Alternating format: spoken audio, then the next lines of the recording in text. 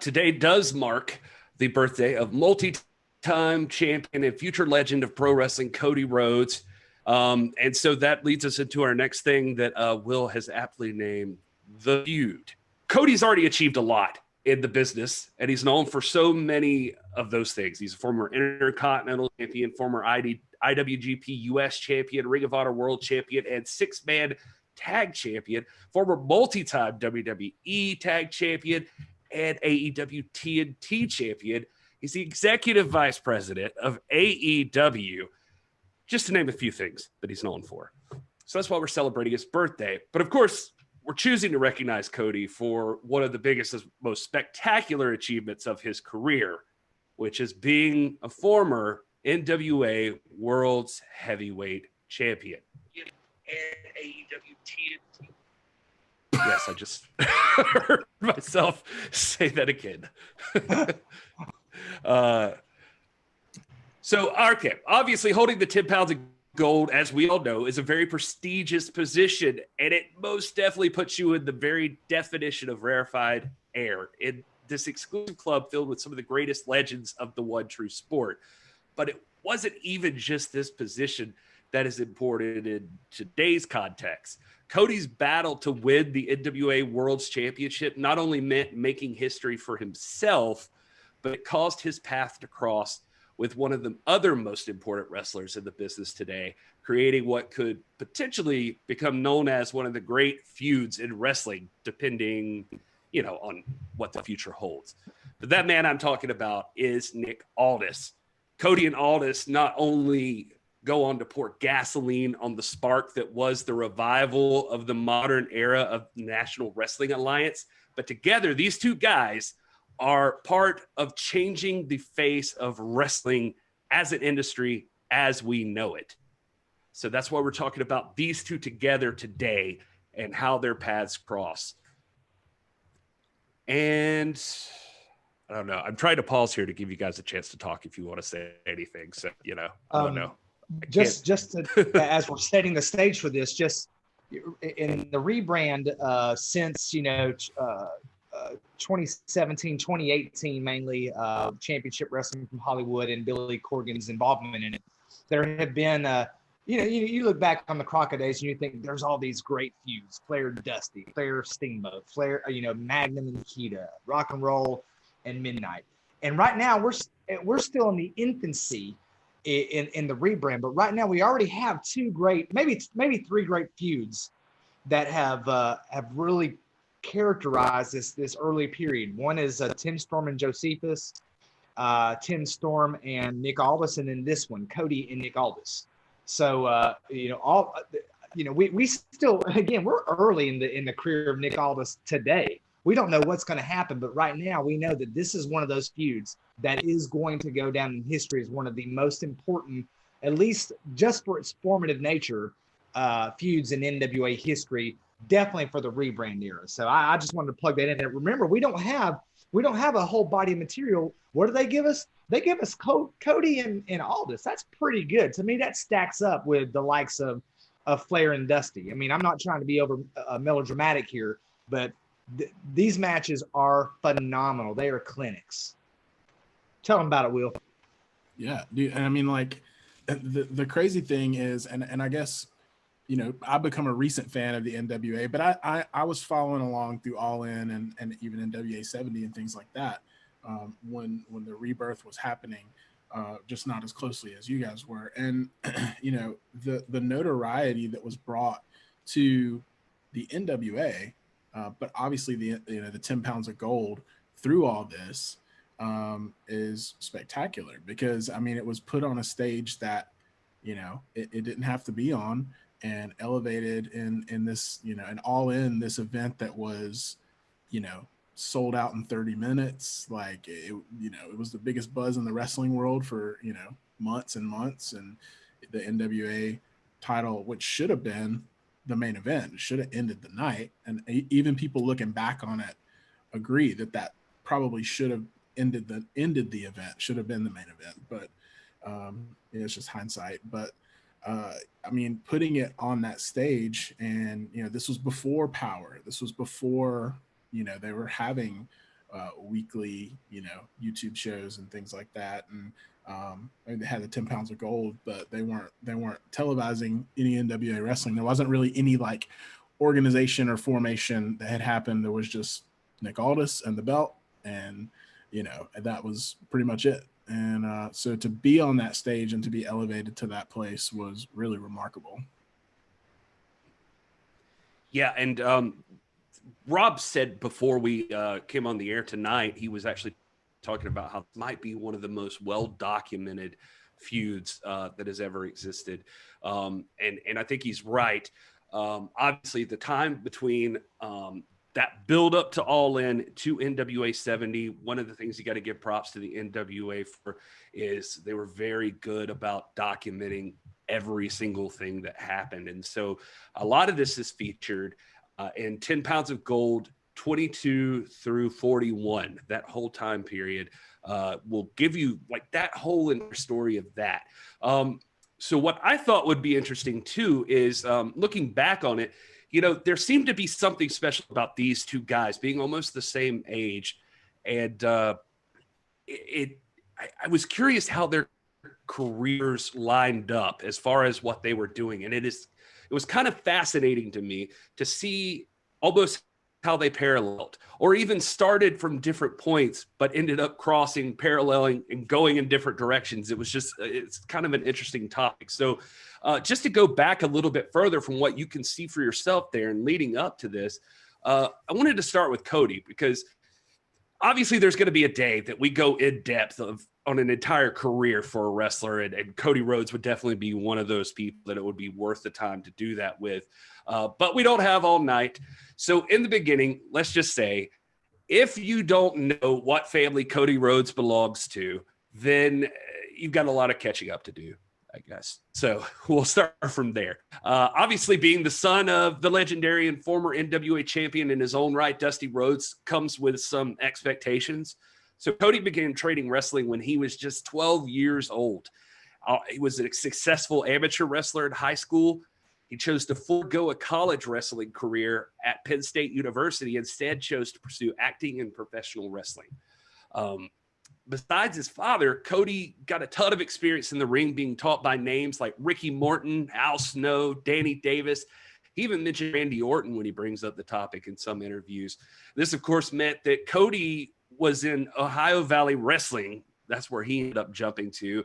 And he immediately, right as he went in, had immediate success at a tag team with his buddy Sean Spears, who you know from AEW now. And he eventually even held the Ohio Valley Wrestling Championship. When I'm talking about this, Cody Rhodes is Cody Rhodes, and everybody knows who Dusty Rhodes is. He's a former NWA champion. He's a big deal, possibly, if not the most well-known wrestler of all time. He's right up there in that top discussion. So everybody's going to know who Dustin Rhodes is. Everybody's going to know who Cody Rhodes is. Cody jumped into Ohio Valley Wrestling in around 2006. And it was by like 2007, he debuted in the main roster of the WWE. And by the end of that year, he was already winning tag team gold. As a matter of fact, he and his partner Hardcore Holly defeated Lance Cade and other hashtag NWA fan member Trevor Murdoch for their first set of tag team titles. And then by 2008, he was already part of a faction, a big faction that would be featured in WrestleMania, along with Ted DiBiase Jr. and Randy Orton, known as The Legacy. So Cody Rhodes, I'm painting in broad strokes here, but one thing I'm trying to get across is that I'm not in any way disparaging the work that he put into the business up until this point. The life of a son of a plumber was a lot different than the original son, if that makes sense. Right, and you're going to hear similar stories like this too, whether you're talking about David Flair and Reed Flair or Charlotte, other Randy Orton. Their stories are going to be real similar, and some people look at that as more of a curse than a blessing. I don't know. Will might have something to say about that. Yeah, I mean, I think I was listening to an interview, and Nick was even talking about, that being more of a hindrance than, I mean, it did afford him certain advantages having that last name, but and sometimes it can be a disadvantage because there's big shoes to fill, there's expectations, and it might have been a big part of why he wasn't pushed. WWE, I don't know, except for with Charlotte, for some reason they don't. I'm looking at Cody and I'm looking at Curtis Axel, guys that come from two legends of the business, and they just weren't given an adequate push, and they're both incredible. And Curtis Axel is a name that's come up, Joe Henning, that Nick has been mentioning here lately about somebody he'd love to see in the NWA who was released by WWE. So I think it's sometimes there's like a psychological disadvantage to that because you're always going to be compared because of your name. And I think that's probably something Cody endured as well. Another thing. Go ahead, Gary. Well, I was just going to add that I think that's an interesting point you bring up about the blessing and the curse that it is having that last name, because I think in some ways it makes me wonder, like, it does seem like it could have hurt him, like what Nick said, but also I wonder if it gave him the attitude that we're going to see as we go through here that makes him expect more too. I don't know, or if it's just the confidence that he got from doing all the work. But go ahead, Rob. I'm sorry. I was just going to say, well, I have two things I was going to point out. Cody doing some developmental work in Ohio. Ohio is sort of a wellspring of a lot of talent. You have other guys like Brian Pillman Jr. who've worked out in Ohio and all that. But the other thing, just to your point, you'll see a lot of even in some storylines and for people who get behind the scenes and like to read what's really going on, you find that there is this resentment that tends to characterize these father-son relationships, just because the wrestling life is a hard life. It's not, we look at a guy like Nick Aldis and Ric Flair and how they project this prestige and this privilege and all that, but it does have that. I mean, if you earn that, but to get to that point, that you got to put in your time, and it's not a glamorous life. For those of us who've ever worked in the independent circuit or have ever worked in territories, that setting up and taking down a ring is laborious, very hard work. Cleaning up a venue is very hard. A lot of times, people that are older in the business are going to have it out for you just because you might have a second generation name. And so that might build some resistance. And then there's always that stigma of, hey, I want to be my own person. I don't want to be the son of Dusty Rhodes. I want to be Cody. I don't want to be the son of Ric Flair. I want to be Reed Flair. I want to be Dave. I want to be Charlotte. And we see this play out in a lot of the storytelling, which I think wherever you find it done well, and that includes WWE and NWA and other promotions, it really speaks to a very human story that I like as a father, just because it's true. And we see that. I mean, my oldest son is in college now, and he's been a great boy, and we've never really had any major dissonance, but I see that competition there. He doesn't want necessarily what I want for him and all that, and so it's very human, and there's a charm to seeing that play out. But that's just because it's human and it's charming and it makes for good storytelling does not mean it's easy. The life of a second generation superstar is more often than not, I'm not going to say a curse, but it's almost curse-like. It carries a lot of weight that would make it more difficult than if you were your own person. I don't know if that makes sense. Well, and it's almost impossible to ignore it in terms of a storyline, especially in this storyline, because Dusty was a former NWA World's Champion, and so obviously that was going to come up in this feud as it began and as we built into All In. And there was a promo that Cody even cut. I think it was in London, so it's Honor United, where Nick and Cody kind of faced off for the first time and set up the match. But he even says, I believe it was that promo where he says, this isn't, I don't want that title because my dad had it. I want it because I want it. And so it did kind of fuel, it was impossible to ignore in terms of the storyline, but it also did, as you say, kind of fuel that drive and that attitude in him, like, no, I'm blazing my own path and I want that belt because Cody wants it, not because my dad had it. And so it did kind of serve both purposes in building that story. Absolutely. And if we look back and like I pointed out with the Cody Rhodes thing, we see him join into WWE during that early time, and it seems like he gets opportunity after opportunity, boom, boom, boom. But things start to change a little bit for him as he goes in. But before we get there, let's jump overseas, I guess. And around the same time that Cody Rhodes is making his break into Ohio Valley Wrestling, there's a fresh-faced young British lad named Nick Aldis who was making his debut by getting the crap stomped out of him by Doug Williams in jolly old England.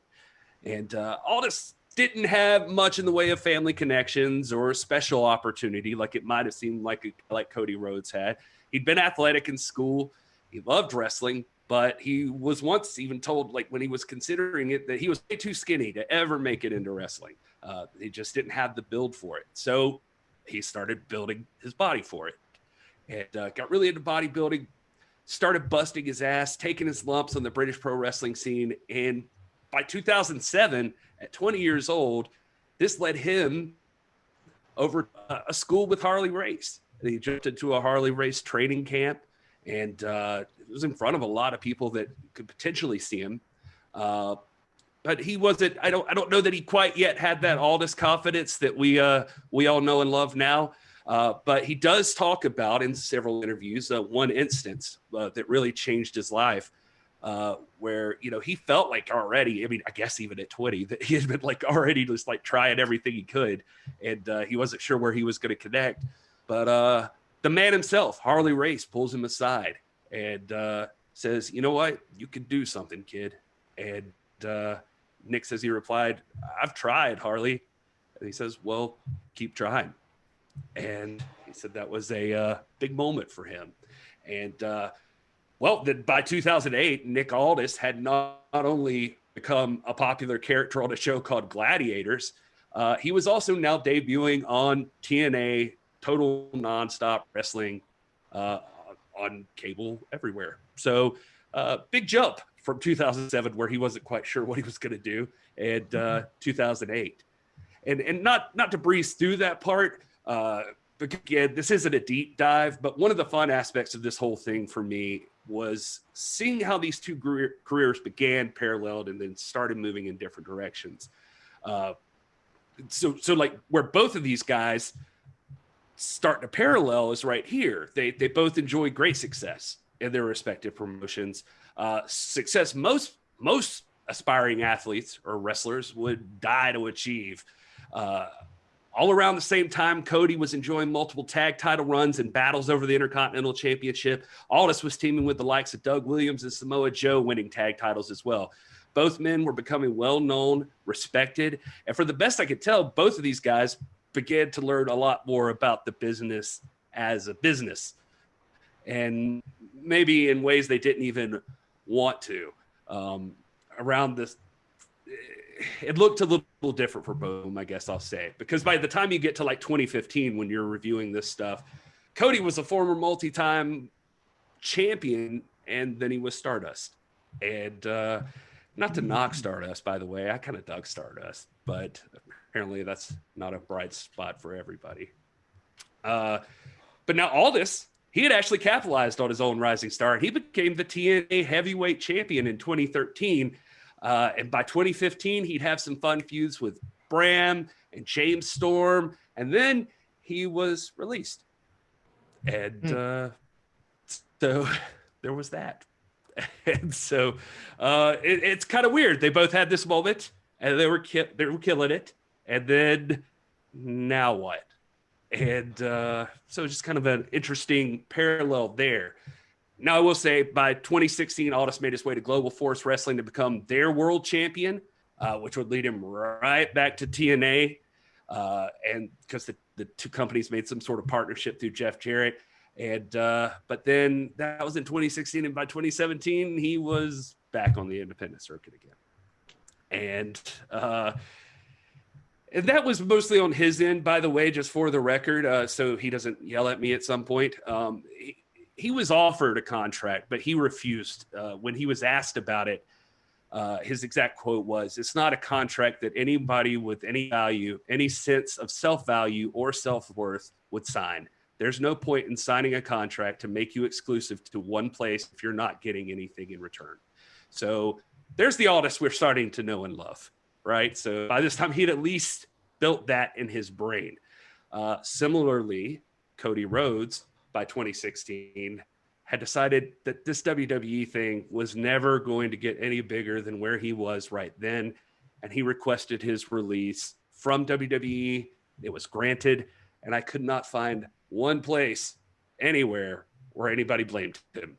Like they just decided, I mean, even Uncle Dave himself, Dave Meltzer, said they've always used him as a mid-carder. They'll always use him as a mid-carder. He has to do something else. And these guys are looking, just thinking about what you're saying. We have to remember that they're still these guys are still really, really young. At this point that you're talking about, Aldis is 30 years old. Cody's 31 years old. By the way, 1986, what a year. 1986 was the greatest year in wrestling history. The year of Flair, Rhodes, Bash 86, the Night of the Skywalkers. Nick Aldis was born in 86. Thunder Rosa was born in 86. In fact, I think we're approaching her birthday. I think it's in July at some point here in a week or two, maybe. But that's neither here nor there. The point is, yes, they had not yet really realized the superstardom level that they have now. But I don't think that that's surprising. I mean, I think that, going back, I think both of these two guys are beyond or about where Flair was at this point in his career when he was, 31, 32. So this is, to me, it seems like both Cody and Nick have played their cards very intelligently. And I love that story about Nick not taking that contract. I've heard that too. This is somebody who is foresighted, who understands what they have to offer, even if someone else can't see it yet. And I watched those Impact days when Aldis was or TNA days when Aldis was Brutus Magnus, and I remember Stardust and all that, and they certainly had amazing talent and amazing ability. But we're really, I think, coming now, once you get to their 31, 32 years old, we're seeing them emerge or mature as well-rounded, well-spoken statesmen of the sport. And so this collision that we're paving the way for, I think, is going to come in the fullness of time. I don't think it's premature. I don't think it's too late. I think it's like I'm a Presbyterian, man. I'm a Calvinist. This was destined to happen in this way. So God intended it. I think too, I mean, with Cody, like, I liked the Stardust gimmick at first. I thought it was pretty entertaining, and I thought he leaned into it pretty well, and it was entertaining. But now, knowing what we know about Cody and his drive and his determination, I can completely understand it. And we didn't really know the full scope of it at the time. But if you're sitting there in the largest, most well-known wrestling organization in the world, and you want to be world champion, and you're being booked as Stardust, after a while, at some point, like, obviously he's not going to be happy with that, and he's going to be like, well, if this is how they're going to book me and they're going to put me in this corner, that doesn't match up with my values and so it is similar to, even Aldis talking about not taking that contract, because he even at that young age, these guys realized, listen, this I'm not going to let these people create my ceiling for me.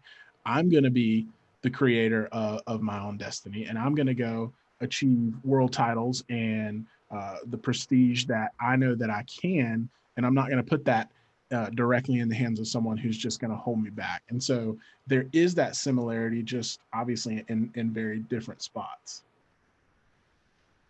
Absolutely. And in an interview with Cody Rhodes, he talked about the actual conversation he had with Triple H discussing wanting his release. He says Hunter took it very personally because he said he had done so much for my dad at NXT. There was one conversation where he said, I'm shocked that you feel this way after everything I've done for your family. I told him, I'm not my dad. I can't stay here out of loyalty to you for giving my dad a job in 2005. I get it. And the little boy in me really appreciates what you did for my dad. I'm not him. He's not here. I've got to be me. I think Hunter has been in wrestling long enough that he knew, okay, this is a real one. He's not asking for money. He's not asking for a title shot. Nothing matters at this point. He knew that I'd let the burn get too bad before I said anything, if that makes any sense. And so he was immediately granted his release, basically. So I guess that was understood. And it's interesting to look back on this now because you can see, like, despite where they'd begun, it seemed both guys had found themselves sort of in similar positions. They've been up and down in the business already, and they're still young, and they're both trying to decide how they're going to prove their worth to the industry that they love.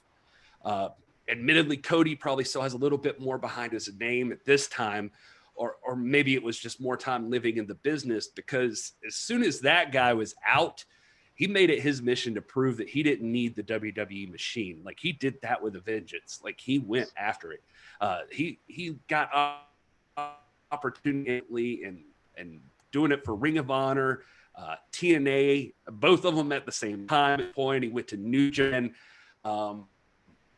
This was trying to achieve the same goal, but he had kind of a different strategy. He did wrestle around in the independents, but it seemed like eventually he targeted the oldest and most prestigious championship in wrestling history, and that was the NWA World's Heavyweight Championship.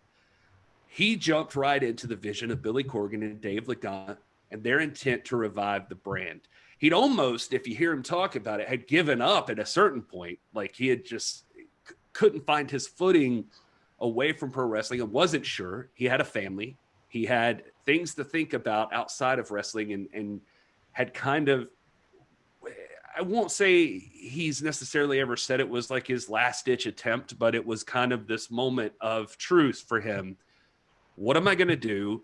And, you know, am I going to make this happen, or am I going to say I had a good run and let me get a job that makes sure that my kid eats? And then all of a sudden, Billy Corgan and Dave Lagana, Billy Corgan, of course, buys the NWA. Aldis jumps right into it. And by December 2017, Nick Aldis had won the 10 pounds of gold. So while Cody was off fighting all over the world, reestablishing his name in all of these different companies, the National Treasure began the Aldis Crusade. And for those of you who don't know, by the way, the Aldis Crusade was over a period of 60 days. Nick Aldis took that NWA World's Heavyweight Championship and defended it over 20 times. So for everybody who gives him crap right now because of the quarantine, just shut up.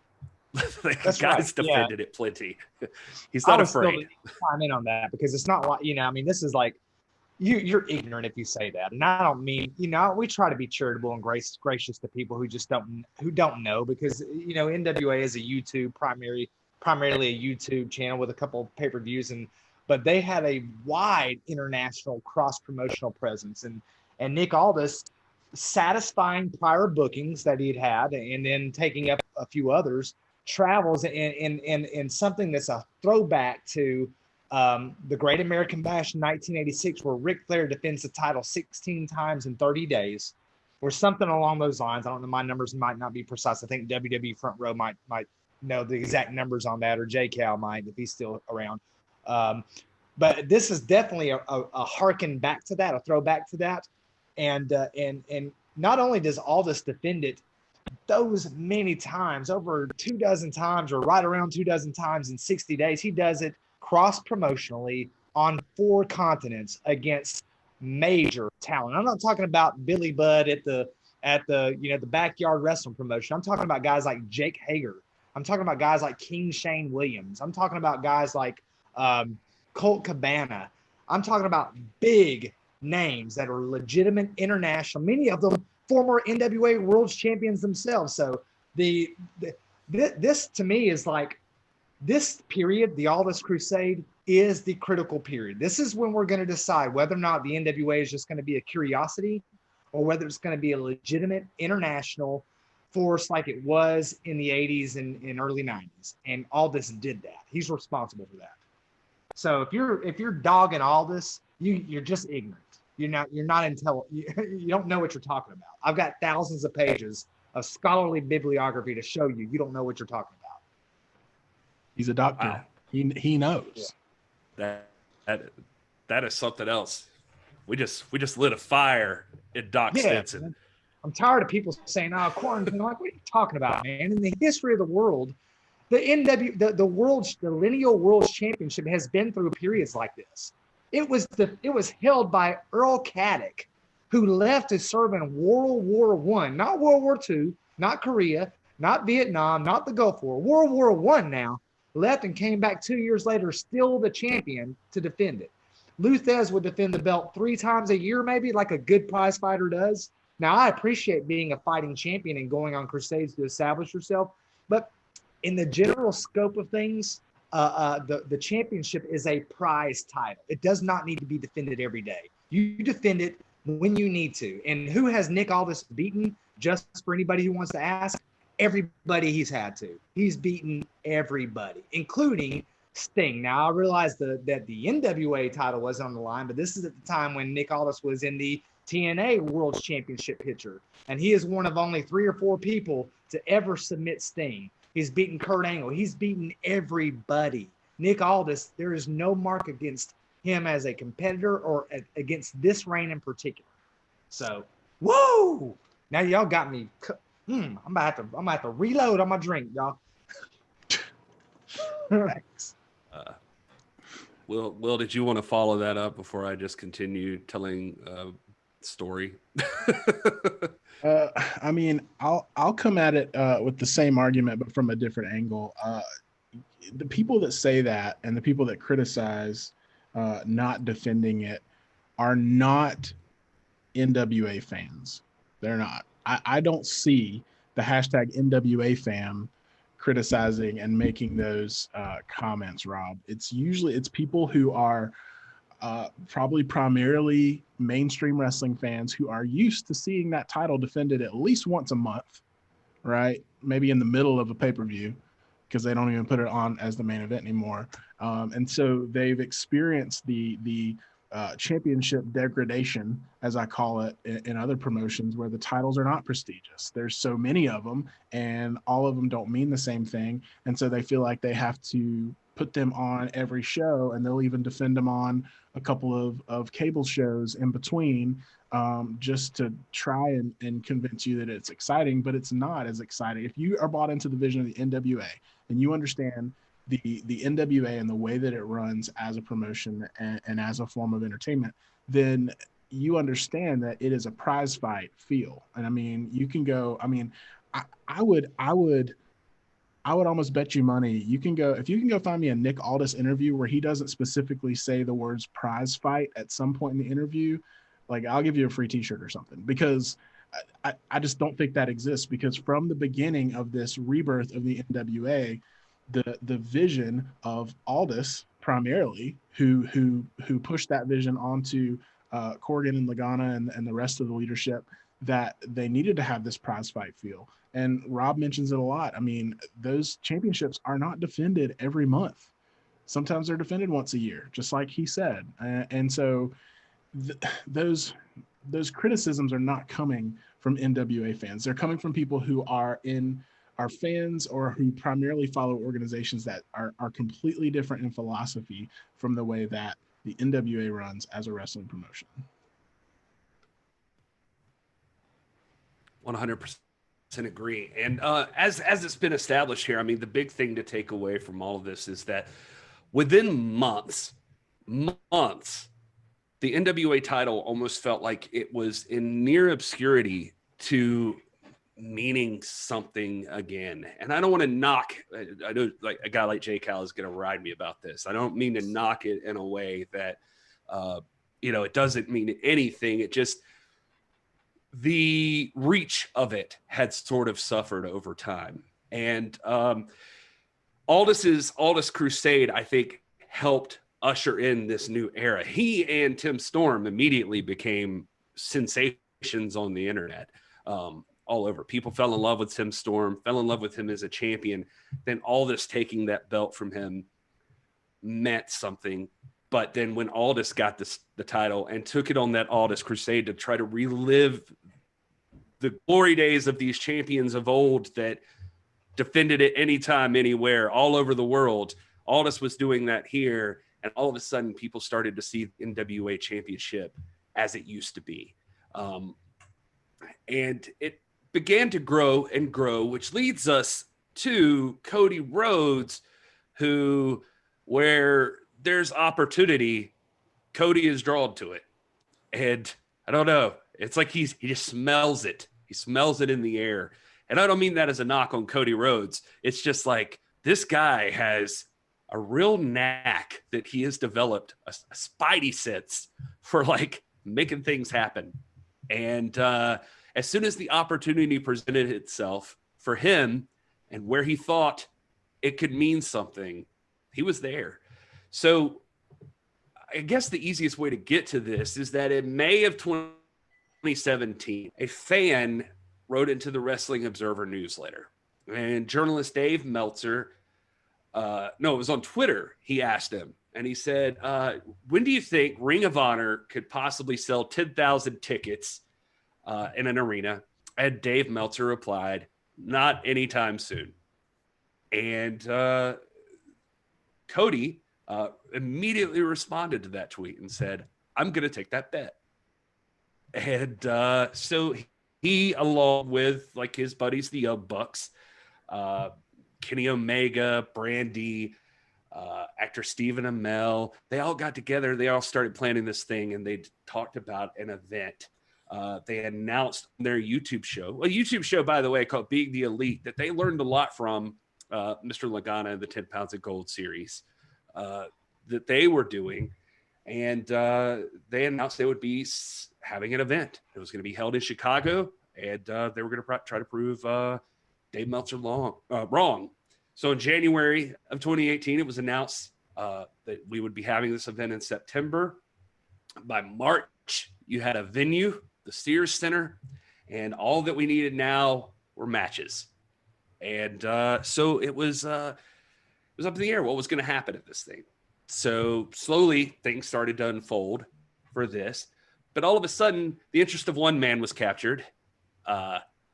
Maybe Cody knew ahead of time that this would draw this kind of interest, but Billy Corgan, to his credit, had always, if you go back and watch those 10 Pounds of Gold stories, he's always had this vision of, if you're going to take down that there's this entity, WWE, he's like, that is the megalithic starship, and you can't just go head to head with the megalithic starship. If you want to take it down, you need to unite everyone, and they all come together to face it down. And that's the only way to do it. All In started, I think, to look exactly like that kind of thing. Ring of Honor was, well, we can get into this if you guys want to. I don't know what Ring of Honor was thinking, but basically they helped launch a business plan for Cody and the Bucks. And basically they sponsored the event, but Cody and the Bucks and Omega, and using their connections, were able to pull in talent from all over the world, from New Japan and Impact or wherever, just people from everywhere. So you guys got folks like Penta El Zero, Rey Fenix, Okada, and God, who else? I think Tessa Blanchard was there. Jay Lethal, Chelsea Green, Marty Skrull, Hangman Page, like all of these people, big independent names were coming in. Something was missing though, and it's like, what's a huge draw for this thing? Now, it might sound like I'm overselling this, but you're not. This is what sold it for me.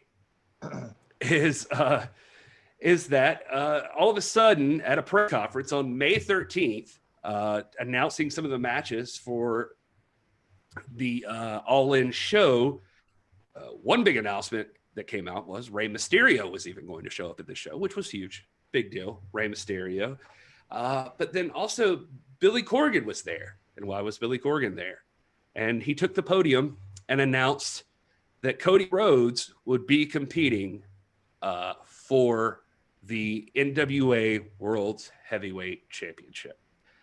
And that, my friends, is a moment in history. Do you guys remember this happening, by the way? Oh man, this was so, I get fired up about this the way Rob does about Nick Aldis, but um, All In and this whole event, how it took shape and how it came to be, is a big reason why I'm here right now as an NWA fan. And not it's not a direct correlation, but this is basically my story. I was primarily a WWE fan for a lot of years because I just didn't bother to explore other options. Then when Cody left, and it was very public, and then he started showing up in New Japan, Ring of Honor, I tuned in out of curiosity. And when I did that, I realized, wow, there is a lot better professional wrestling out there in the world. And so I started following Ring of Honor, started following, New Japan as much as I could from here in the States, and keeping up with it, and, definitely watching like the Wrestle Kingdoms and stuff like that. But that was the turning point for me, where I realized that there was better options out there and that there was other options out there.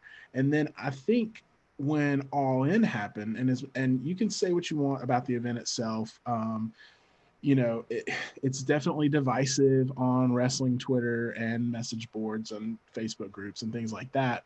But you cannot deny the fact that this show, All In, the fact that it sold out, almost 11,000, 10,154 tickets in 30 minutes when it launched, and the caliber of people that they had on the card, the fact that the NWA World's Championship was defended at this event, all of these things, you cannot deny that this was a massive turning point for modern professional wrestling in America, because it opened up all kinds of doors. Obviously, now we have AEW, which is an entire promotion that was spawned from All In and this collaboration of Cody and the Bucks and that whole crew.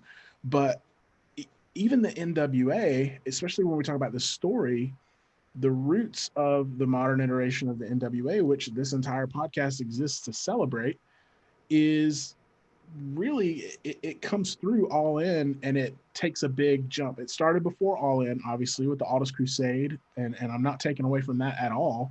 That was amazing, and it took the belt all over the world. But All In, for all intents and purposes here in America, took the NWA out of quote unquote obscurity and put it on a wrestling main stage in America, and it launched into NWA 70, which launched into NWA Power and what we know now, and the Crockett Cup and things that we've gotten to experience since then.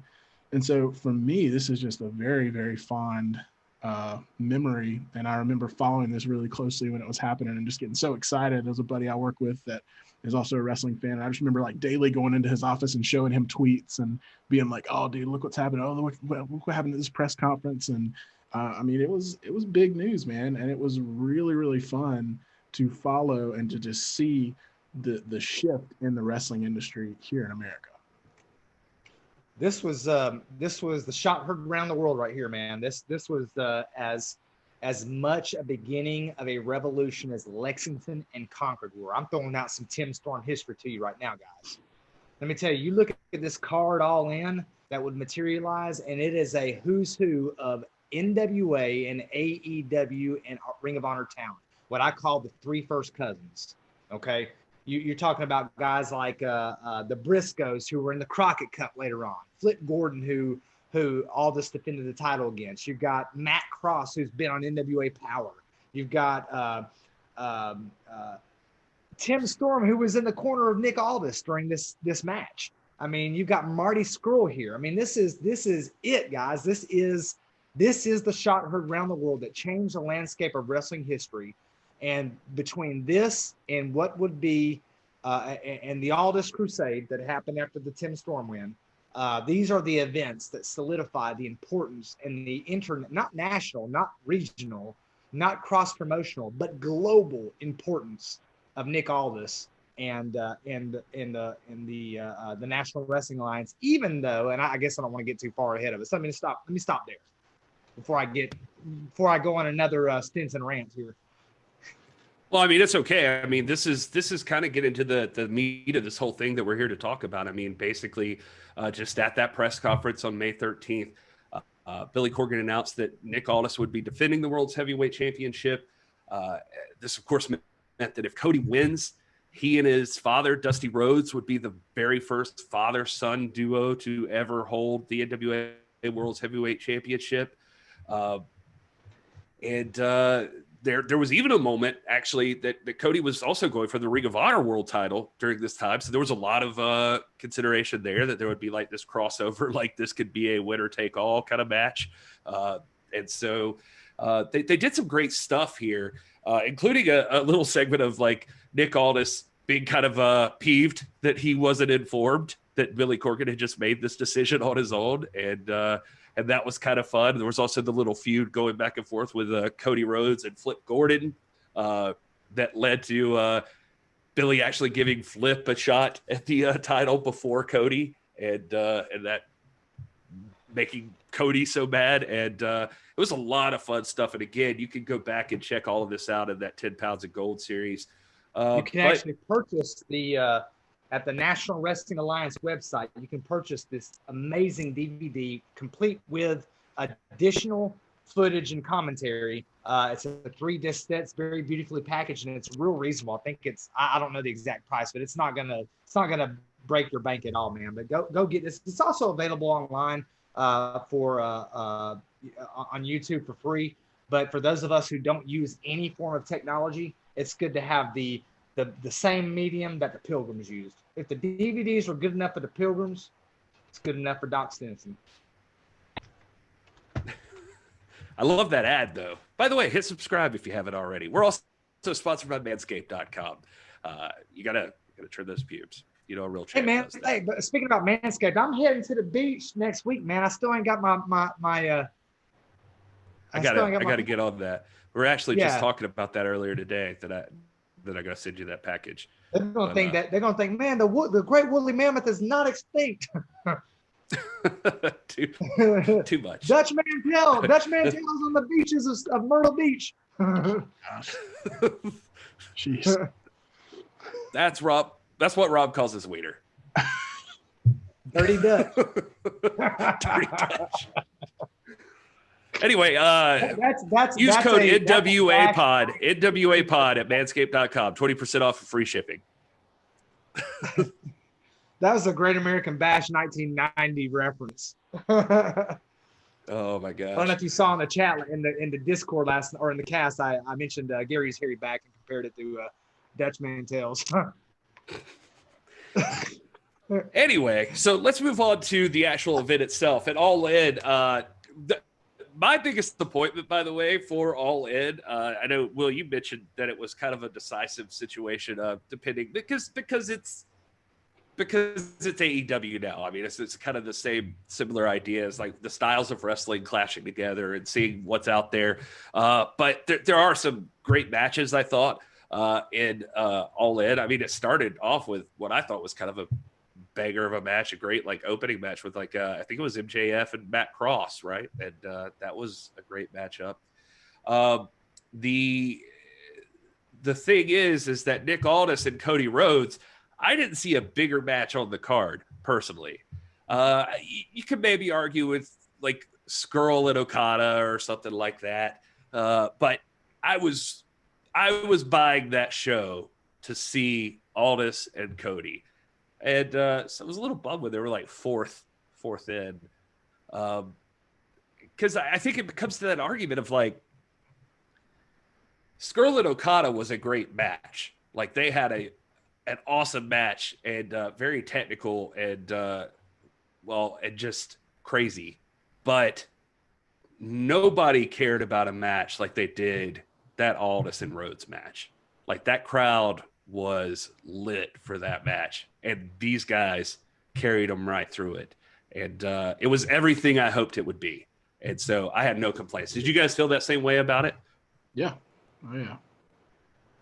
Oh, absolutely. And I think this is one of the 6 matches that Meltzer rated 4 stars or higher for whatever, I mean, those ratings, he's informed, but you like the matches you like, but this was, gosh, man, this was, when you think about All In, that no one refers to Matt Cross versus MJF. No one refers to Kenny Omega. No one refers to Jay Lethal or Flip Gordon. They refer to Aldis and Cody Rhodes. Well, wasn't the main event a tag team? One of the Young Bucks? What was that main event? It was the Golden Elite, the Young Bucks and Ibushi, Rey Mysterio, and Rey Fenix and Bandito. That's what it was. Yeah, Phoenix and Bandito. And it was a good match, man. It was a good match, but it wasn't all this Cody, man. No, and even at the time, like I can remember, just like I said, like when this was happening, I was not an NWA fan primarily. I was interested in it just because of the history, but even for me at that period of time, who was mainly drawn in by Cody and what was going on with Ring of Honor and the Bullet Club and the Young Bucks and he and all that, I thought that match was the main event. I mean, I viewed it that way at the time. And I mean, as I said, looking back, I mean, a lot of people, when they look back at All In, they consider that the main event because there was not a more prestigious or memorable match that happened. The event itself changed the wrestling industry, but when you're talking about the event in a bubble, that match particularly was the best match on the card, hands down, no doubt about it. Just forever mark your calendar. September 1st, 2018 is Independence Day, guys. I mean, it's Independence Day for people who really love pro wrestling and good story writing. That's a really good way of putting it, Rob. I mean, it was because it the thing is like the big point that this thing proved was to show that there could be something else that drew money, that drew fans, that drew tickets, that was in the wrestling industry that wasn't WWE. And so all credit where it's deserved to the stars of New Japan, like Ibushi and Okada and those guys, and credit to the Elite. Those guys have a popularity, and there's no denying their ability. But for me, the biggest thing, like I was not going to buy that show until Aldis and Rhodes was announced. And I would argue all day that was the big thing. And I think that's what we're saying here too. And there's no better moment. Well, to talk about the match. I mean, it was a back and forth match. It was everything you expect. Had some weird moments, like Aldis coming off the top rope and Brandy throwing herself over Cody Rhodes, and Aldis drops the elbow on Brandy, which made him the heel all of a sudden, I guess. I think he kind of walked into it the heel, honestly, because Cody was just as popular as could be. But I don't know, looking back on it now with this the Jerry Lawler effect, or the Jerry Lawler phenomenon, or the Freebird phenomenon, is the idea that when you're in your home territory, your home venue, you're the baby, or the heel, you're the baby, and you might walk into someone else's and be the heel. And that was at play here. You see it going on now with Marty Scurll. Marty Scurll, people love him. I like Marty Scurll. But when he walks into the GPB studio, I don't care how bad a man Aldis is the baby face. And Gary, you've seen this. And don't get me wrong. I mean, people cheer for Marty Scurll when they come in, but that place is overwhelmingly, solidly behind Nick Aldis because he represents he's our guy. And so that's what's at play here is, Aldis was playing the heel, as it were, but it wasn't because he was a heel. It was because this was the Cody show. Totally agree. And they played into it, absolutely, like I said, with the elbow drop onto Brandy Rhodes. And that would come into play later on with sorry, Rob, you know how the other day your wife was messing with you when you were trying to talk? Yeah. It's happening to me right now. Nice. It's driving me nuts off to the side. I'm going to turn the camera. Hashtag. For the record, she just mooned me, and I have no shame in telling anybody that. She just mooned me through the door. But anyway, So sorry for the listeners and for everybody who didn't get to see that. But anyway, it will come into play later that Brandy's interference was here. But at the end of the day, Cody does get the win over Nick Aldis, and a huge historic moment occurs. There is that iconic to me, that image of Cody Rhodes on his knees, crying, bleeding, holding the 10 pounds of gold for the first time. Just an amazing matchup. And I don't think the show ever topped that feel. Amazing, man.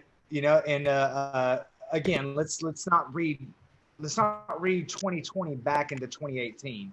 We're still on the heels of this historic title run by Aldis. Aldis that was a great run. I mean, the Aldis Crusade was phenomenal. We knew Aldis was we knew he was going to be a champion again. We didn't know how long or what the future held, but the surreal sight of seeing a blood-soaked Cody Rhodes, it just couldn't help but evoke images of Dusty Rhodes holding that same beautiful belt on two occasions. Dusty Rhodes is only one of a handful of people to hold both the 10 pounds of gold and the big gold.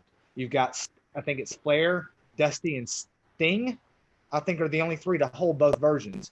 So on two prior occasions, the blood-soaked Dusty Rhodes held Sweet Charlotte.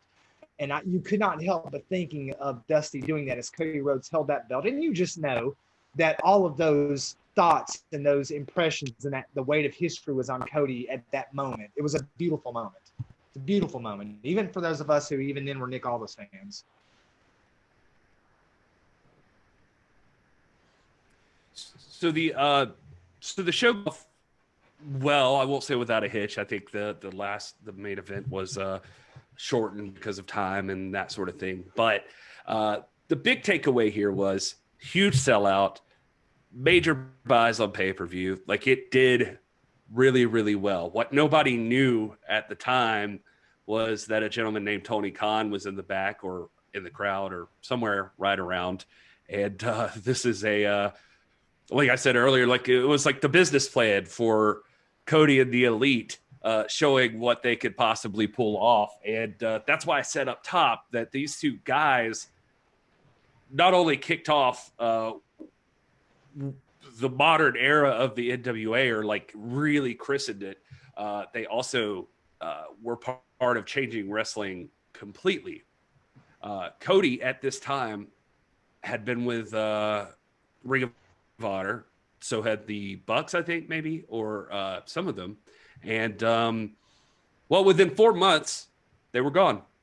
And no more Ring of Honor for Cody and the Bucks. Now, they would go on to do their own thing there, and that's not really what we're here about right now. But Cody, for what it's worth, carried that NWA title with pride, held it up on his shoulder in every interview, or right in the crook of his arm. I think he even talked about like he had always just wanted to hold it right there in interviews and like just hold it there. He was at this time, I think, also like the IWGP US champion. So Cody was on fire. Cody was as hot as you could be as a wrestler, I think. Yeah, and I mean, as much as we are fans of Aldis, I think we all realize that Cody winning the belt between All In and NWA 70 was really great for the NWA.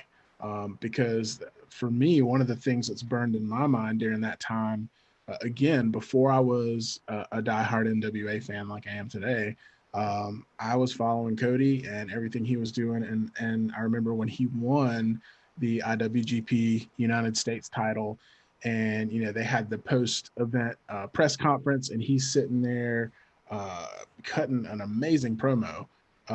And he's sitting there and he's got the IWGP US title in front of him, and right beside it was the 10 pounds of gold sitting right there on that table in New Japan, over in Japan. And you know, again, not discounting anything Aldis did on the Crusade, but Cody continued that elevation during the time that he held the belt, and just seeing it and having that visibility, it was just, I think it was huge for the National Wrestling Alliance. And looking back on it now, especially as part of the NWA fam, I see it in such a positive light that, it pains me right now in this moment to think of anyone besides Nick Aldis holding the belt. But you have to remember, at the time, the NWA was not as regular and established as it is now. And so putting it on someone like Cody, who was really making headlines all over the world for professional wrestling, did nothing but bring a ton of great publicity and notoriety to the NWA. Absolutely agree, and if anything, everything that you're saying is correct. That this put the belt on the map again. This was the pinnacle of that. So the championship's established. Cody Rhodes carrying this thing around. Really, whatever the plan was going into this, I mean, it looked like this was to me pretty successful for William Patrick Corgan. And his vision for what the NWA would be. Now you've got this thing, and as much exposure as it's had in, God, how many years? I don't know. I would argue and say even before, what's his name? Dan Severine, Severon. Whatever Rob's calling him this week. And that's no disrespect. Just so you know, that's kind of a running joke. Jay Cow's a huge Dan Severn fan. We respect the world out of Dan Severn, but we just don't quite know how to pronounce his name, man. It's a Severon or Severino or Severin or I don't know. But that's not a that whole thing happened because I just text Rob that Dan's watching right now, so that's him. He's covered up here. I'm so sorry, sir. So Cody is on his own mission now. He's carrying the belt. He's looking good. He's talking trash. He defends it. I think he had a great match on Cody's as big as anybody in wrestling, arguably the biggest star that's not in the WWE. And he's still making those appearances at Championship Wrestling from Hollywood. And that's no knock on Championship Wrestling from Hollywood, but that's not where Triple H is going to show up and wrestle, or Seth Rollins wasn't going there to defend the world title. So it says something about Cody that he was making those appearances as the NWA World's Heavyweight Champion. So I always respect that about him. Now Aldis, on the other hand, he took his time and had to recalibrate. Sounds like something he should be familiar with. And he went home, and when he was at home his original home, I should say, in England, he was presented with an opportunity. He had a number one contenders match to get a shot back at the NWA World's Heavyweight Championship. The only caveat is he was going to have to beat his old friend and mentor, Doug Williams. And sure enough, they had that match over in jolly old England, and Nick Aldis came out on top with the defeat. And Doug Williams, I can't remember if it was exactly right after that match or it was like right there soon after, he unofficially retired from wrestling. Yep. And so just a big moment. And that's also in the 10 Pounds of Gold series. You can check that out, or it's at least in the NWA archives there on their YouTube channel. It's a really cool story, and just seeing that, Nick's biggest regret is that he doesn't have the title there to defend against him, and it's a number one contenders match instead. But still, an amazing. I just love how the NWA turns everything into a beautiful story, and it's my favorite thing about this company. But that out of the way, Nick Aldis is the number one contender again for the NWA World Heavyweight Championship, and it is announced that he will be getting his rematch against Cody Rhodes at NWA 70 years of the NWA, Rob, and they're going to have this match in the main event where it belongs, and it is going to be a best 2 out of 3 falls matchup, just like it's supposed to be. Let's cut to Rob. Yeah, first of all, let's get this back. The whole 70 thing, that's nice and clean, but it wasn't really 70. The NWA goes back to 1905. Let's be real, okay? I shared some stuff with you guys on the Discord, a magazine that was a precursor to Stu Sax's PWI from 1973, where they were drawing the lineal championship all the way back to 1905, and they did that. And I follow that. But formally speaking, yes, this was the 70 show, and as we're getting ready for it, all you can hear is the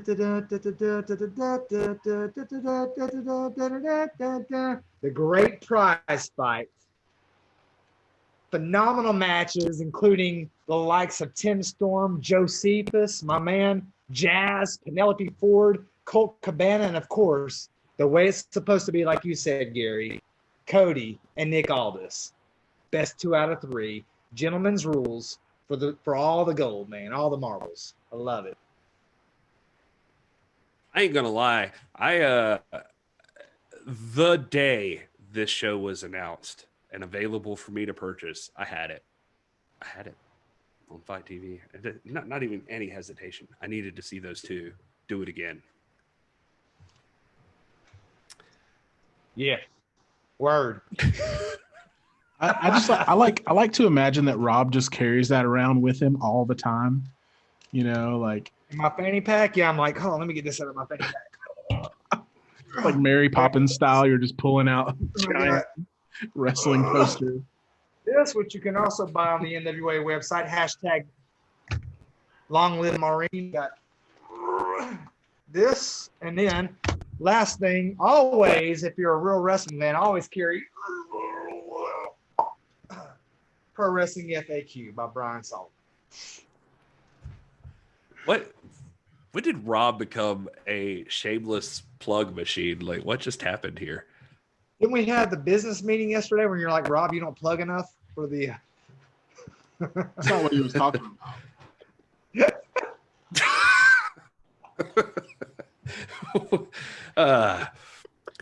So as we all know, the National Wrestling Alliance was founded in 1948. I was trying to get him fired up again. It didn't work. So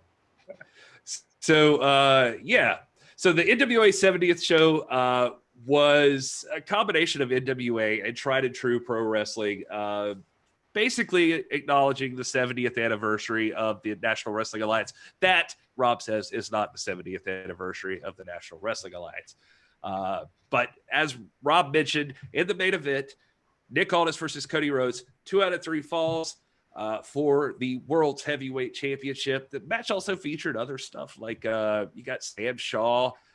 Well, it was the introduction of the national title, the relaunch of the national title. So that was a big deal. They were having like a sort of a tournament. It was 2 4-way matches leading up to the 2 winners facing each other for the national title.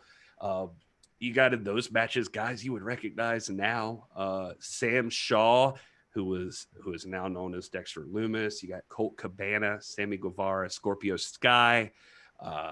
You got let's see here, who else? And the other one, Ricky Starks made his debut for the first time in the NWA. Picked up off the street, that guy. They just saw his videos. I think Nick saw his videos, as I recall, and pointed him in the direction of the NWA. And also Willie Mack in that matchup, Jay Bradley, Mike Perro.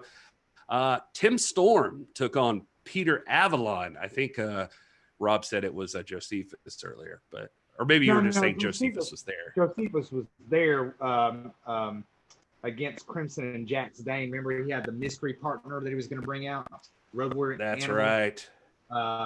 But Peter Avalon and Tim Storm, the librarian. Peter Avalon, like Rob just said, the librarian from AEW, and that's like Jazz defended the women's title, which actually this was the first time that was really brought back in a pay-per-view form, I guess. The NWA Women's Championship, and it was defended against Penelope Ford, also an AEW wrestler now. So starting to notice a trend here. Willie Mack, of course, fought Sam Shaw and won the national championship, the first time since it had been back. And then, of course, we got Nick Aldis versus Cody. And I guess also worth mentioning in this matchup is it was the debut of another special person in all of our hearts, because Cody always has Brandy with him, and Brandy got involved last time. And Aldis argued that was part of the reason he did not keep that title. Aldis brought in an insurance policy, and that was the lovely and devastating Camille. So welcome to the NWA, Camille. And fellas, as I recall, and I just watched it again today, as I recall, this match, if you thought All In was good, this one tore the house down. This one was amazing. Yeah, this one, and I actually watched this for the first time. If you guys remember a couple months back when we did a cast party and we watched the Crockett Cup 2019, I watched this for the first time earlier that day. So this was like really early on in my NWA fandom, and dude, it just blew me away, man. I mean, as just the story they told, not just the falls, the 3 falls that happened in the match, but just, I mean, man, it was the first match in a long time that I actually felt it. You know what I mean? I don't know if you guys, just being a WWE fan for so long, I had just become so accustomed to like not really being that emotionally invested in anything that wasn't like a WrestleMania or something like that.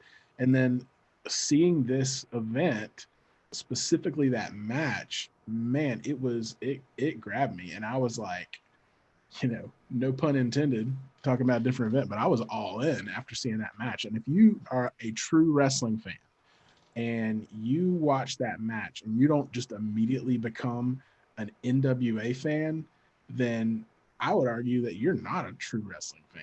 And that's not a hot take. That's just my opinion, because that match had everything. I mean, the great in-ring storytelling, outside the ring storytelling, foreign objects being used and utilized in a way that added to the story, not just in a flippant way that, was there for novelty or something like that. It was part of the story, and just, it was amazing. And then, that very same night, following it up with the Crockett Cup and seeing Aldis and Marty Scurll, I mean, it just, man, I mean, it proved to me, as good as All In was, as good as AEW had been, and seeing that change the landscape of wrestling here in America, I just, that main event from NWA 70 is what did it for me the first time I saw that.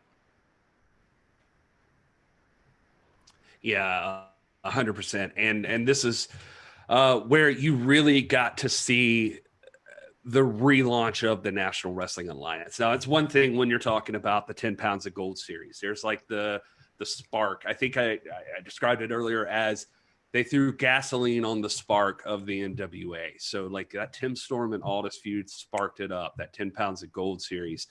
But by the time you roll around to their carrying on their first ever pay-per-view event since in the modern era, since William Patrick Corgan took over, and I won't say it went off without a hitch, because it didn't. I mean, there were some audio issues and that sort of thing, but you were getting to see this company revving back up, and it was a beautiful sight to behold.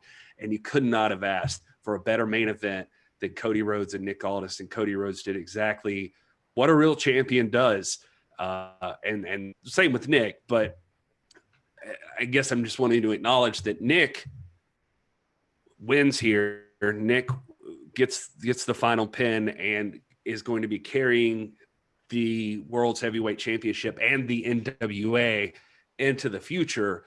Cody's path forks here and they separate, but Cody left with honor and had a hell of a match. Even though he dropped the title, he helped establish the National Wrestling Alliance back as a major force in professional wrestling, or at least that's how I look at it, Rob. Absolutely. Another thing too is like you don't see a lot of this is a match that was uncharacteristically bloody. We've talked in past shows a long time ago about the Muda scale, and that's the scale that's used to determine the brutality of a match based upon the amount of bloodshed. And correct me if I'm wrong, Gary. I think there's either a shirt or a lapel pin of the bloodied Nick Aldis face. Or is that no? That's not Cody. That's Crockett Cup, I think. That's yeah. Sterl. Yeah. I'm sorry, I'm getting ahead of myself. Yeah, I'm sorry about that. Yeah. Anyway. No, that's fine. But yeah, I mean, that's the thing is, I mean, this set the stage. I hold Crockett Cup in high regard. It's hard to like. The story's just been fascinating, I think, with the National Wrestling Alliance, and this is a huge part of it. There's different pieces that all factored in majorly when you're talking about the National Wrestling Alliance in the modern era. Tim Storm versus Nick Aldis was a big start for it, the establishment of Tim Storm. But then you get to this Cody, or the Aldis Crusade was a huge part of it. That brought the belt back to prominence enough so that it could get into a main event feature like at All In, which is arguably the most important pay-per-view that we've had in the past 10 years or something. And so that happens. So that establishes the championship belt as a real, we already know it, but it's a big time world's heavyweight championship. And then from there, you get to go to the next logical step is reestablishing the company. And NWA 70 does that as here we are back. We are a driving force in wrestling. And Cody Rhodes does his part in making sure that happens and looks good happening. And so even though here, unfortunately, for the story of the feud between the two of them, they separate, they part ways after this so far. This is what made the NWA happen. It's the very next time that they have a pay-per-view. It's the Crockett Cup in 2019, and it is like that's the blood. That's the for my money the best. Match. Yeah. That's to your point, Gary, about this projecting the NWA and all the although we think it was already on the map, which it was, this really brought it to a wider audience. Wrestling Days, a friend of our podcast, a friend of 10 Pounds of Podcast, he I can't summarize it better. His reaction, if you've ever seen his reaction to the watch along on this, after Aldis wins the title, Wrestling Days quotes, he says, in his own fashion, the way that only Wrestling Days can do it, he says, "The king is dead, long live the king." And we have the inauguration of a new king, Nick Aldis, who has now been king for, let me pull up my screensaver, for 619 glorious days. Wow, that is beautiful. I love that you just know that. That's good news. I love also, by the way, just credit where it's due, Will's clever tweet celebrating Cody Rhodes as the only man to ever beat Nick Aldis for the world's heavyweight champion. So. It's only been done once. It's true. Hey, Another thing too, in spite of the fact that the Camille and Brandy were there, this is another feature for those of you who are students of the sport, and most anybody in the chat that's watching this are students of the sport. So I'm not telling you anything you don't know, but this is a great match. This is a match where there's not a lot of rule breaking going on. This is a match under gentlemen's rules, and this is going back to a thing that I hit on a lot, that heels and babies are not a big preoccupation like they might be in other promotions. It's pretty much a clean match. Cody beat Aldis clean. Aldis beat Cody clean. Yeah, I especially loved one thing we didn't mention either, the AEW tie. Tony Schiavone is on commentary for this, which was, now we hear him every week on AEW, but at the time that was kind of a huge reunion for me and my childhood. But when they were brawling outside the ring and the official comes over and tells Cornette, I'm not gonna count him out. I'm not gonna disqualify him. Basically says I'm gonna let him go. And that, to me, the fact that they clarified that instead of just leaving us as fans going, well, I guess this is a no DQ match. It played into the story as well. I love little behind the scenes type feeling stuff like that, where, you know, people, it just added to the prestige of the match that it had to be so adaptable to what was going on, that this was such a big deal that they're like, we're not going to end this in a DQ or a count out. We're going to let them go. These guys have business to take care of, and we're going to let them do it. And as you said, you know, there wasn't cheating, there wasn't, you know, anything like that. It was all within the context of that feud and this culmination of this rematch, and it was beautiful, man. I loved it. Yeah, I will say this too. I remember one thing that really stood out to me about NWA 70 when I was watching it back. When I was watching it live, it was the respect of the history. We always say up at the top of the history, legacy, and tradition, all of that. That's real in the NWA. And at that time, you're not seeing this in a period where, because I'll give credit where it's due, nobody will like this, but AEW does seem to acknowledge those things with featuring folks from the past. But, you know, we've been kind of conditioned to WWE's way of showing folks from the past, which is usually like they're dummies and they're just bubbling around and doing nothing of significance. I hate it, but that's kind of true. And here we have the NWA featuring guys like Dory Funk in the show, and Blue Demon Jr. is there, and just like you mentioned, Tony Schiavone, and just all of these names all over the place. Magnum TA was there, and that was just playbill, really, really cool. The playbill is basically a who's who of NWA, because we've said it. The NWA and AEW are cousins. I mean, they philosophically they diverge at some point, and different promotions have that liberty to do that because they offer different things to different audiences. But you look at Nick Aldis, Cody, Tim Storm, Peter Avalon, Jax Dane, Joe Sivas, Penelope Ford, Colt Cabana, Sammy Guevara, Willie Mack, Ricky Starks. All the big names on there. They're either in the NWA or the AEW. Not a single solitary WWE name on this playbill. The best pay-per-view of that year, man. Next to Crockett Cup. Well, guys, that's kind of where we wanted to go with this as far as the story of the feud between Nick Aldis and Cody Rhodes. From here, obviously, we know what happens to Nick Aldis. He just keeps winning.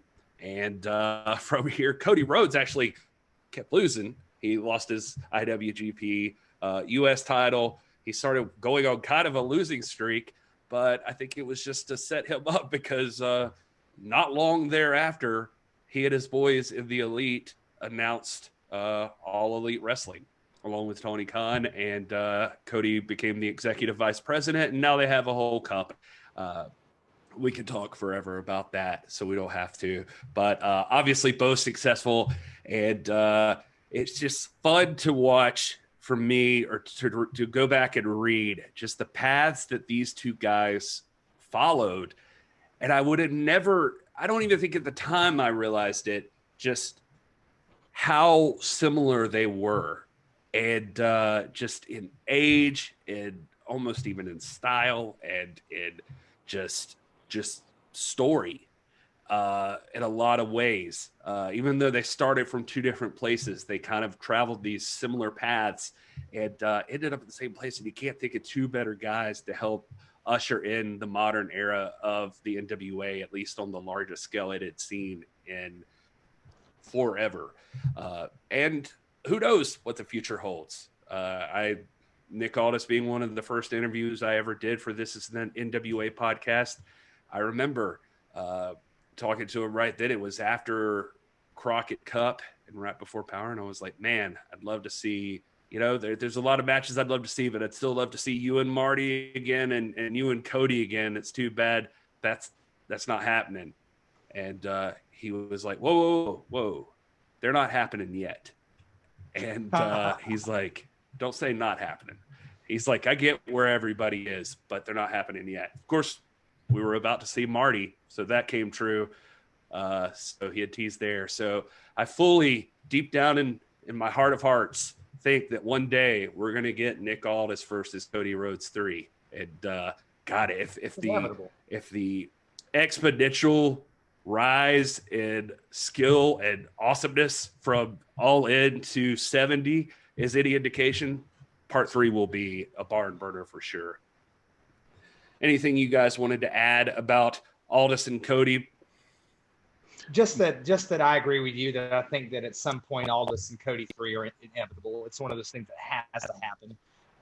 Growing up in the 80s, we never thought that Flair Hogan would happen, but then there was part of me that said it's inevitable. It's going to have to happen. It's necessary for the business. And I think you've got something that might be the signature feud of Aldis's career. Of course, we don't know. We've got another 30 years of Nick Aldis come, guys. So we don't know what that signature feud is going to be, but it might be this one. And just for the sake of the good of humanity and the wrestling world, and for all that's right, we've got to have Aldis Cody 3. It's got to happen.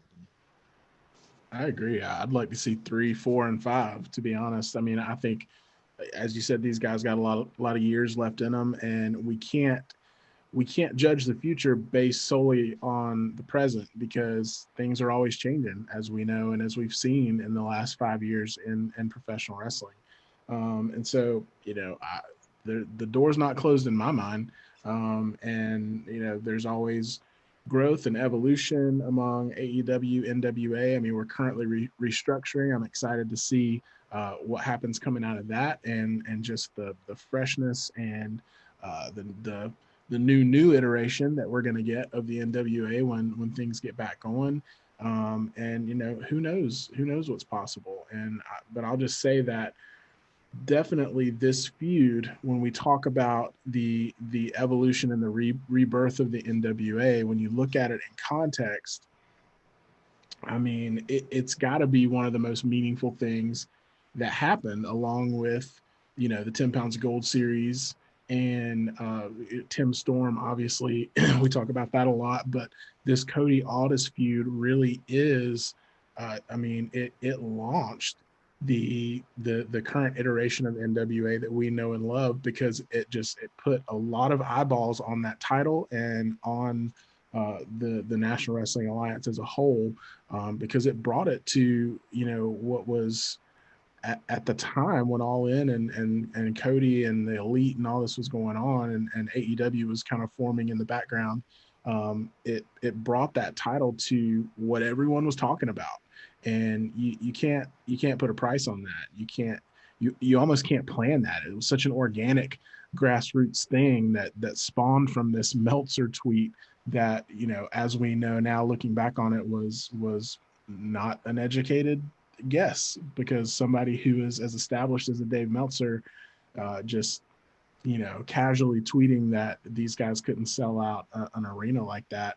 And then it happened. And then, everything that's happened since then. And now we've got the Wednesday Night Wars and all this stuff. And, it's a beautiful thing. And, we are diehard NWA fans here, but we say it all the time. We don't hate on other organizations. Yeah, we're a little critical of WWE just because we don't feel like sports entertainment and pro wrestling are the exact same thing. So, but when you look at AEW and NWA, they both respect, I feel like, the same ideals of pro wrestling. They just execute it philosophically differently, and that's okay, because there's going to be some people that like AEW, and there's going to be people like us who would prefer the NWA. We don't want the AEW just to be a carbon copy of the NWA on TNT. That's not what we want. We want there to be something for everyone, for all forms of educated and true, pure pro wrestling fans like we are.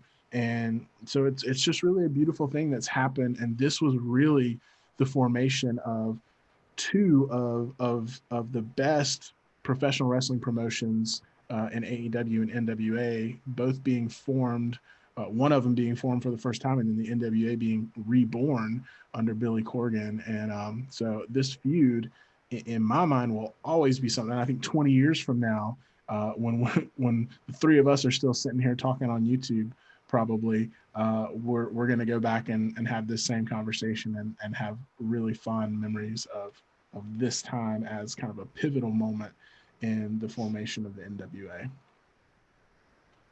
Absolutely. I can't think of a better way to end that than that.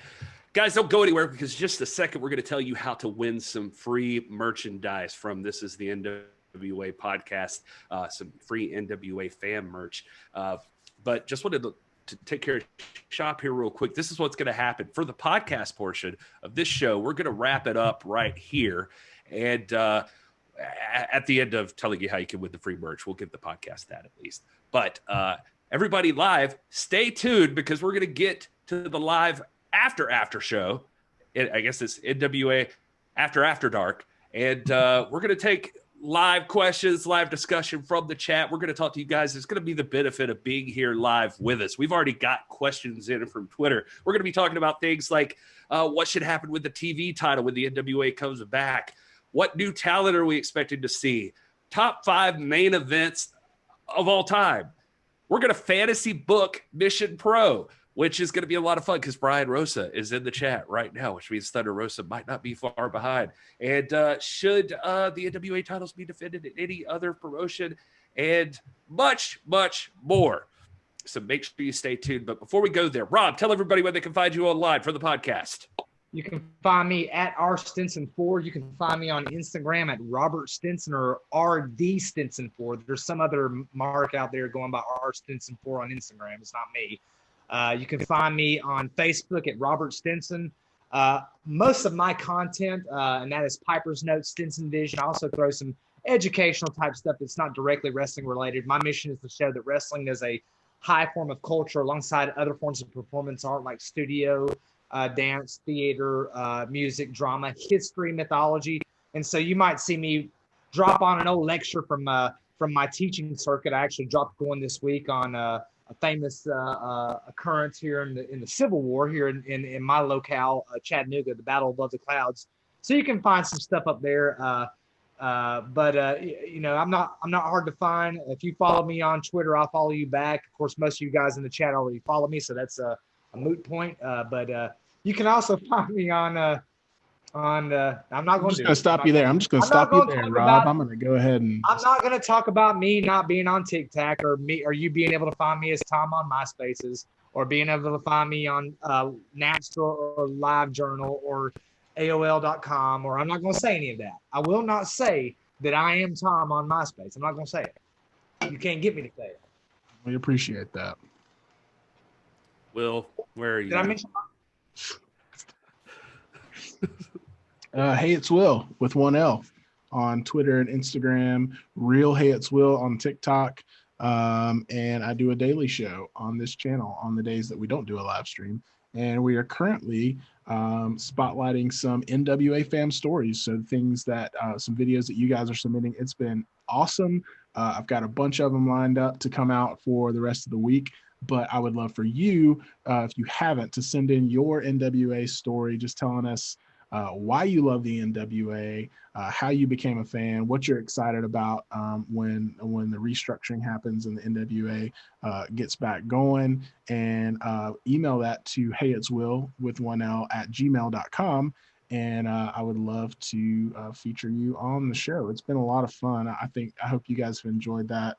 We've gotten a lot of good feedback, just being able to hear a bunch of voices from the NWA fam on that platform, and just to remind us that, dude, we're just a big family, and we all have different backgrounds, we all have different stories, but we are joined together by this beautiful thing that is the National Wrestling Alliance. And it's a great reminder, especially during this downtime, during this kind of uncertainty that we're in right now, that this thing really is bigger than one person. It's bigger than even, one wrestler. It's bigger than that. It's a bunch of individuals who have a common love for this thing. And so send in your video, and that would be much appreciated.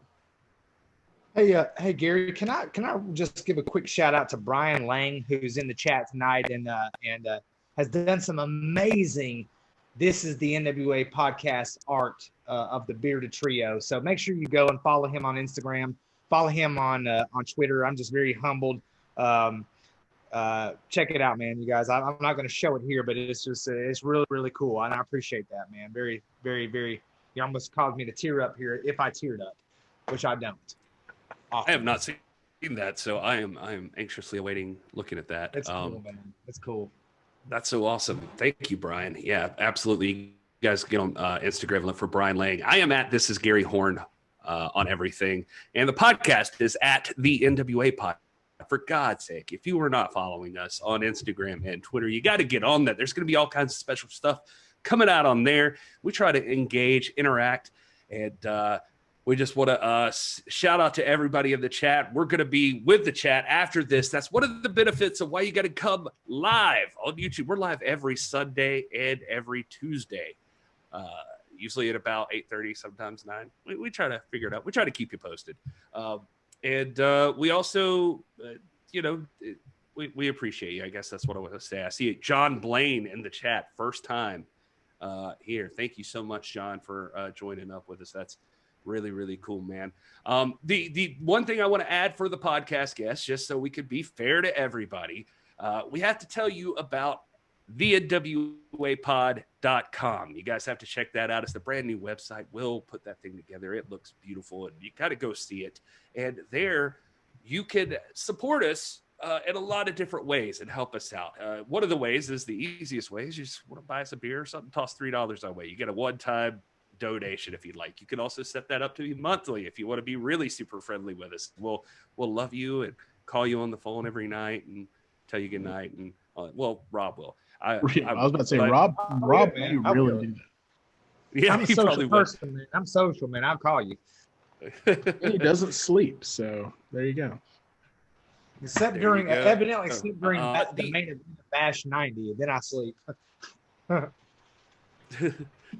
The other big thing that's going on there right now is a huge sale on hashtag NWA fam merch. If you haven't gotten a piece of that, there is shirts, a cool coffee mug, tank tops, all kinds of stuff. Just hashtag NWA fam, our way of celebrating this community, our hashtag NWA fam. All of it is marked down right now to basically cost. And so we just want to get it out there. We want you guys to have it. And so it is as cheap as it can get. And you guys can go there right now and purchase it. But if you're in the mood to wait and find out what else or what other opportunities you might have, we are doing a giveaway right now for a free piece of merchandise from the NWApod.com. All you got to do is go to that website, the NWApod.com, and you put in your email address. You scroll down to the bottom, there's a little place there where you can put in your email to sign up for our mailing list. And when you do that, you are automatically entered to win any piece of merchandise from this store. You just tell us. If you win, you just tell us what you want. We'll send it to you. Just that simple. That's all you got to do. So go to the NWApod.com and give us your email or buy us a beer or buy a shirt. Also, hit subscribe on YouTube. Even if you don't really use YouTube, go to YouTube, set up an account. If you've got a Gmail account, that's all you got to have. Just hit subscribe. It just helps us out, helps us get in front of more people. And but podcast, we love you. We thank you so much for listening. We're going to hang out with the live chat now. If you don't want to miss out on that, make sure next time you're here. But until then, enjoy your gravy cake.